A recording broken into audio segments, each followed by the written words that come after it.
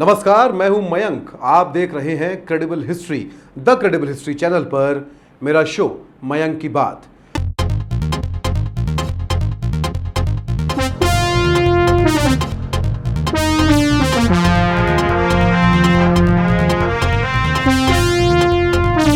पिछले एपिसोड में हमने बात की थी बहुत सारी राजनीति की, मणिपुर के हालात की, हिंसा की, देश में लगी हुई आग की, सांप्रदायिकता की। इस हफ्ते जब ये एपिसोड आपके पास आएगा तो ये सप्ताह शुरू हो जाएगा 15 अगस्त यानी कि स्वतंत्रता दिवस का।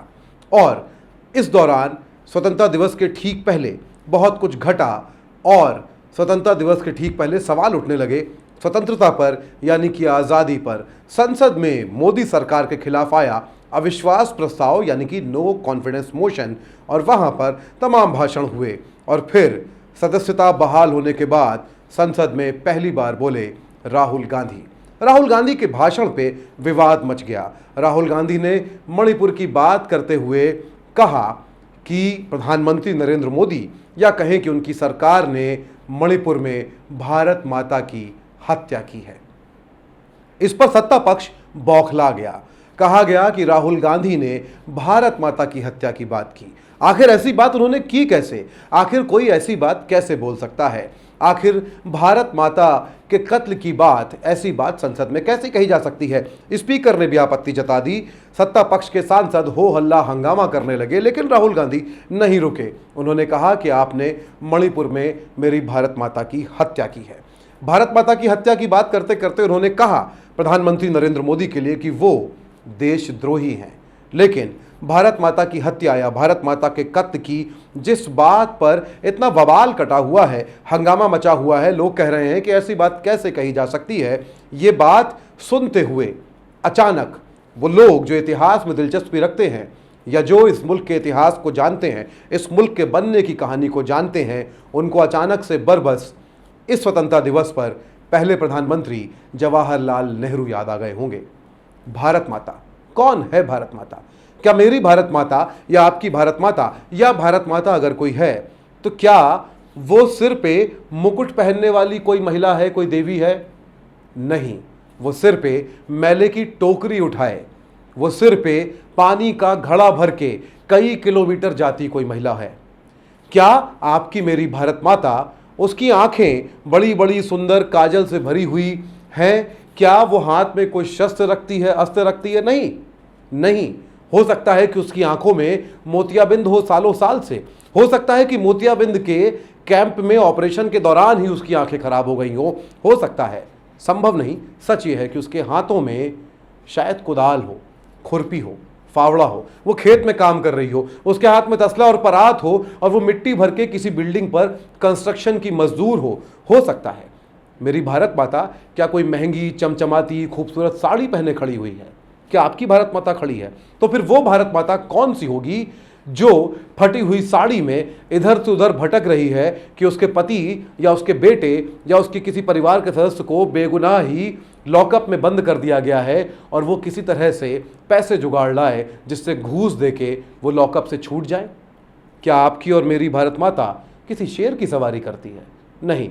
हमने जिक्र किया कि हो सकता है 8 किलोमीटर या 10 किलोमीटर या 15 किलोमीटर वो सिर्फ पानी भरने के लिए पैदल जाती हो सकता है वो समूह में गाना गाते हुए धान जो है वो रोप रही हो इस मौसम में, और ये जानते हुए भी धान रोप रही हो गीत गा के उसको मिलने वाली मजदूरी से शायद 1 महीने भी घर का खर्च नहीं चल पाएगा। और इसलिए जवाहरलाल नेहरू इस स्वतंत्रता दिवस पर राहुल गांधी और भारत माता की बात पे याद आते हैं। राहुल गांधी ने कहा कि आपने भारत माता की हत्या की है और इससे मतलब यह है कि आपने हिंदुस्तान की हत्या की है, आपने यहाँ के लोगों की हत्या की है, मणिपुर के लोग। हम कहते हैं कि पूर्वोत्तर इस देश का अभिन्न अंग है, तो मणिपुर के लोग कौन हैं? वो भी भारत हैं, भारतीय हैं। जैसा कि मैंने कहा गलती से कि भारत हैं, नेहरू पे चले जाते हैं। एक गांव में नेहरू एक जनसभा के लिए पहुंचते हैं और वहां पर लोग नारा लगा रहे हैं भारत माता की जय। नेहरू अपने भाषण की शुरुआत करते हुए लोगों से पूछते हैं कि आप लोग भारत माता की जय का नारा लगा रहे थे, क्या आप जानते भी हैं कि कौन है भारत माता? क्या वाकई वो कोई देवी है या कुछ और है? और तमाम लोग अलग अलग उत्तर देते हैं। कोई कहता है वो नदी है, कोई कहता है वो पहाड़ है, कोई कहता है खेत भारत माता है, कोई कहता है कि बहता हुआ पानी या होती हुई बारिश भारत माता है, कोई कहता है कि ज़मीन का टुकड़ा भारत माता है। और नेहरू पूछते हैं, वो पूछते हैं कि क्या अगर ये धरती, ये जंगल, ये पहाड़, ये नदियाँ, ये समंदर, ये होने वाली बारिश, ये खेत, ये सब हों, पर धरती के उस टुकड़े पर रहने वाले लोग ही ना हों, तो क्या वो जगह कोई देश हो सकती है? नहीं, लोग जहां रहते हैं वही देश होता है। इस दुनिया में तमाम मुल्कों की सीमाओं के बीच में बॉर्डर पर एक इलाका होता है जिसको नो मैंस लैंड कहते हैं। वो किसी भी देश में नहीं आता है क्योंकि वहां कोई रहता नहीं है। तो जिस जमीन के टुकड़े पर लोग नहीं होते वो देश नहीं होता। मतलब देश कौन है? मैं, आप, इस देश के तमाम लोग, वो लोग जो खेती करते हैं, वो लोग जो मणिपुर में हिंसा के शिकार हैं, वो लोग जो मणिपुर में हिंसा कर रहे हैं, वो महिलाएं जो मणिपुर में यौन शोषण का, उत्पीड़न का सड़क पर शिकार होती हैं, वो लोग जो कश्मीर में रहते हैं, कन्याकुमारी में रहते हैं, गुजरात में रहते हैं, किसी आदिवासी इलाके में तेंदू के पत्ते जड़ी बूटी बीनते हैं, गोलियां खा के मर जाते हैं, वो लोग जो प्रदर्शन करते हैं और जेलों में भर दिए जाते हैं, वो लोग जो प्रदर्शन भी नहीं कर सकते, इतने असहाय हैं, वो लोग जिनके पास 2 जून की रोटी नहीं है, वो लोग जो 2 जून की रोटी भी नहीं सोच पाते, एक वक्त खाना खा के काम चला लेते हैं, और वो लोग भी जो इसी देश में भूख से मरते हैं। ये सब मिलकर भारत माता बनते हैं। आप भारत माता हैं, मैं भारत माता हूं, हम सब भारत माता हो सकते हैं। जिस महिला के लिए प्रधानमंत्री नरेंद्र मोदी एक राज्य की मुख्यमंत्री दीदी और दीदी जैसा बहुत ही खराब भाषा में और खराब लहजे में संबोधन करते हैं, वो महिला भी भारत माता है।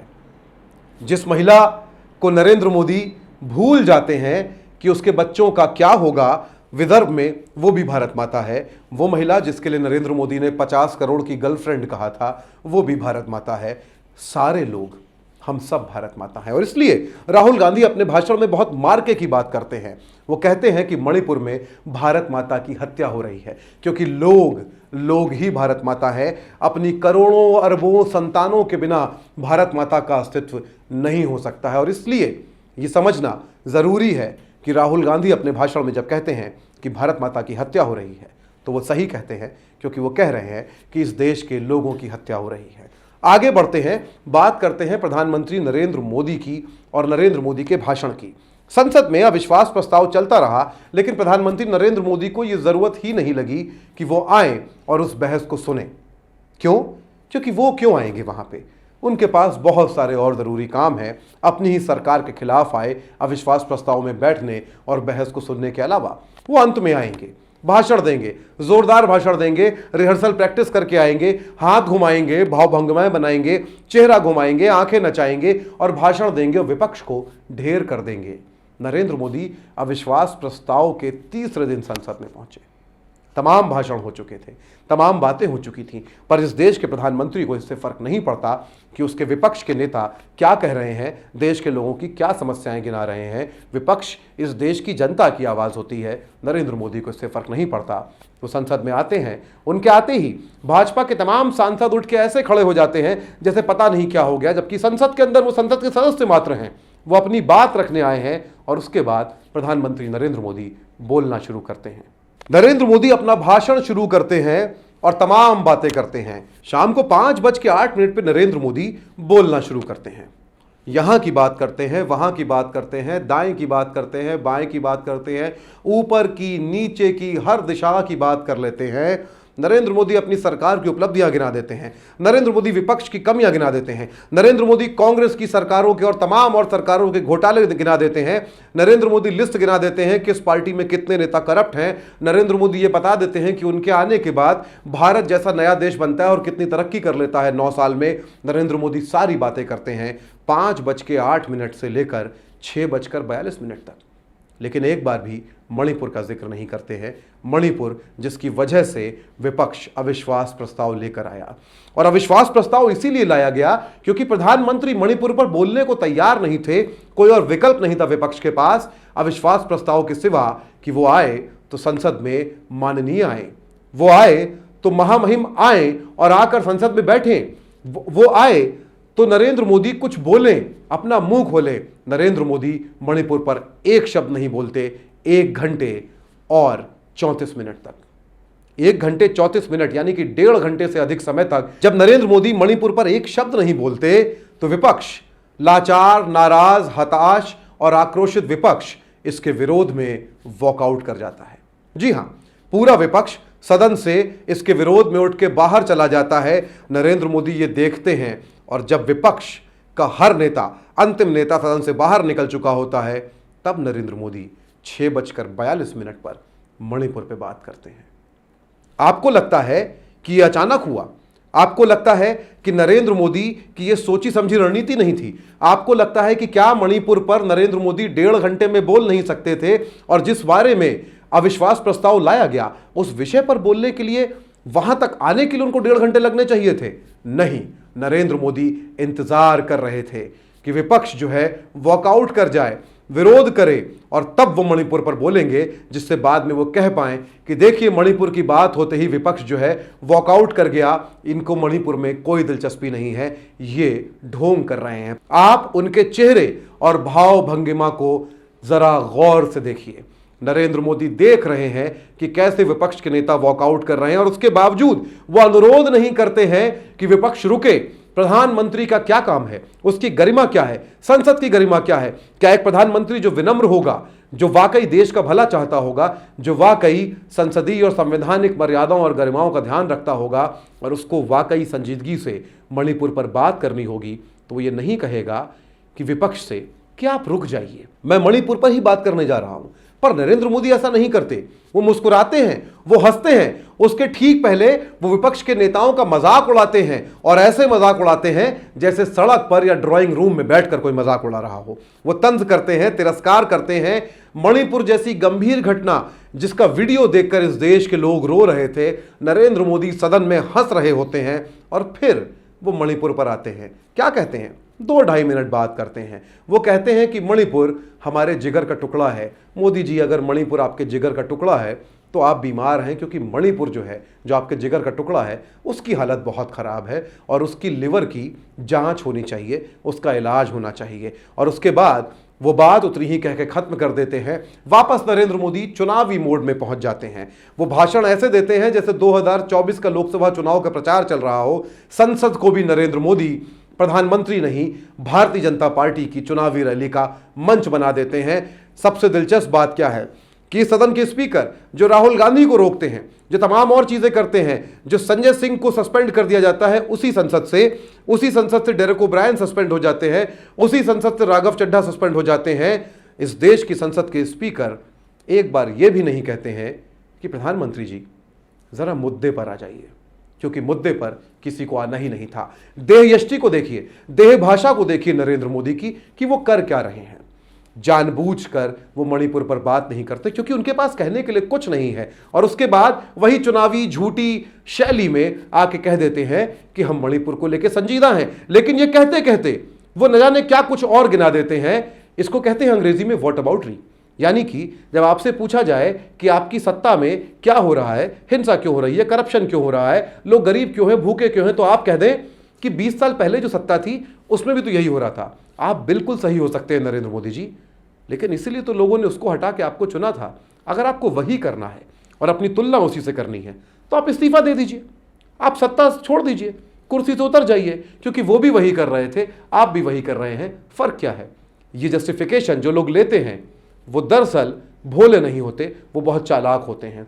जो देते हैं वो और चालाक होते हैं, क्योंकि वो जानते हैं बहुत सारे लोग इन बातों में आ जाते हैं। खैर, जाते जाते इस एपिसोड में एक गद्य कविता हिंदी के प्रसिद्ध स्वर्गीय कवि मंगलेश डबराल की वो पढ़ देना थोड़ा ज़रूरी है, क्योंकि वो कविता ये बात करेगी और बता देगी कि नरेंद्र मोदी, उनकी सरकार जो कुछ कर रहे हैं उसका भी एक दिन अंत होना है। कैसे होना है इस कविता में सुन लेते हैं। मंगलेश डबराल अपनी इस कविता में कहते हैं, जिसका शीर्षक है तानाशाह। वो कहते हैं, तानाशाहों को अपने पूर्वजों के जीवन का अध्ययन नहीं करना पड़ता। वे उनकी पुरानी तस्वीरों को जेब में नहीं रखते या उनके दिल का एक्सरे नहीं देखते।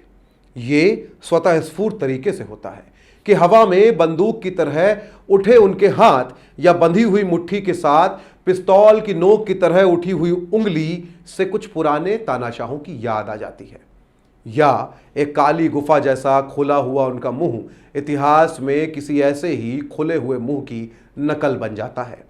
वे अपनी आंखों में काफी कोमलता और मासूमियत लाने की कोशिश करते हैं, लेकिन क्रूरता एक झिल्ली को भेदती हुई बाहर आती है और इतिहास की सबसे क्रूर आंखों में तब्दील हो जाती है। तानाशाह मुस्कुराते हैं, भाषण देते हैं और भरोसा दिलाने की कोशिश करते हैं कि वे मनुष्य हैं, लेकिन इस कोशिश में उनकी भंगिमाएं जिन प्राणियों से मिलती जुलती हैं वे मनुष्य नहीं होते। तानाशाह सुंदर दिखने की कोशिश करते हैं, आकर्षक कपड़े पहनते हैं, बार बार सज धज बदलते हैं, लेकिन यह सब अंततः तानाशाहों का मेकअप बनकर रह जाता है। इतिहास में कई बार तानाशाहों का अंत हो चुका है, लेकिन इससे उन पर कोई फर्क नहीं पड़ता, क्योंकि उन्हें लगता है वे पहली बार हुए हैं। बहुत बहुत शुक्रिया मयंक की बात देखने और सुनने के लिए। द क्रेडिबल हिस्ट्री को सब्सक्राइब कर लीजिए। फिर मिलेंगे यहाँ पर इसी शो में एक किसी और बात के साथ।